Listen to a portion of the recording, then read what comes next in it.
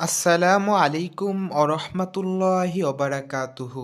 সুপ্রিয় দর্শক শ্রোতা, আশা করি আল্লাহ তালার মেহেরবানিতে আপনারা সবাই ভালো আছেন। সুপ্রিয় দর্শক শ্রোতা, হজরত আবু হুরায়রা রাদিয়াল্লাহু আনহু থেকে বর্ণিত, এক লোক নবী সাল্লাল্লাহু আলাইহি ওয়াসাল্লামের খিদমতে এলো। রাসূল সাল্লাল্লাহু আলাইহি ওয়াসাল্লাম তার স্ত্রীদের কাছে লোক পাঠালেন। তারা জানালেন, আমাদের নিকট পানি ছাড়া খাবার আর কিছুই নেই। তখন রাসূল সাল্লাল্লাহু আলাইহি ওয়াসাল্লাম বললেন, কে আছো যে এই ব্যক্তিকে মেহমান হিসেবে নিয়ে নিজের সাথে খাওয়াতে পারো? তখন হযরত আবু তালহা রাদিয়াল্লাহু তাআলা আনহু বললেন, আমি।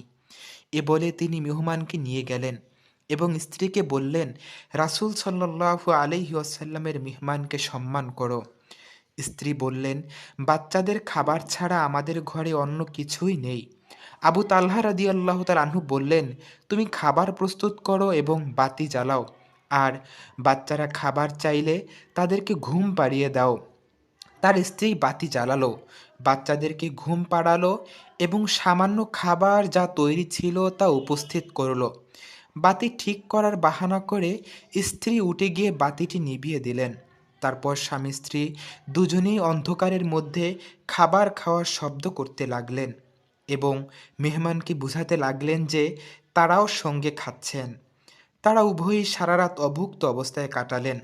ভোরে যখন হজরত আবু তালহা রাদিয়াল্লাহু তাআলা আনহু রাসূল সাল্লাল্লাহু আলাইহি ওয়াসাল্লামের কাছে গেলেন, তখন নবীজি সাল্লাল্লাহু আলাইহি ওয়াসাল্লাম বললেন, আল্লাহ তোমাদের গত রাতের কাণ্ড দেখে হেসে দিয়েছেন এবং আয়াত নাজিল করেছেন।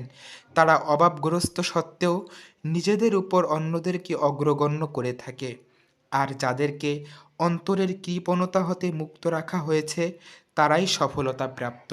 সুপ্রিয় দর্শক শ্রোতা, এজন্য আমাদের সকলের উচিত হলো কৃপণতা না করা, বরং সামর্থ্য অনুযায়ী মানুষদেরকে যথাসাধ্য মেহমানদারি করার চেষ্টা করা।